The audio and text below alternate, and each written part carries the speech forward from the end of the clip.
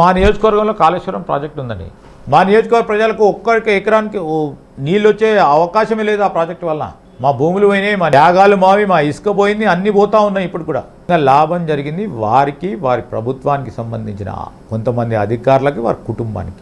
Siripuram barrage గేట్లు మొత్తం ఎత్తే ఉన్నాయి, ఒక్క చుక్క కూడా ఆపలేదు. ఇవాళ పొలాలన్నీ మునిగిపోయినాయి, ఎగ్లాస్పూర్ వరకు కూడా మునిగిపోయినాయి, బన్న చెరువు కింద అన్ని పొలాలు కూడా మునిగిపోయినాయి. మంత్రి ఎమ్మెల్యే దుద్దిల శ్రీధర్ ఇంత గొప్ప ప్రాజెక్టును నిర్వీర్యం చేసి ఈ ప్రాజెక్టును ప్రజలకు అందుబాటులోకి రాకుండా ఇవాళ మమ్మల్ని ఏడిపియడానికి కారణం, దీంట్లో నీకు కమిషన్లు రాలేదనే కుట్ర తప్ప.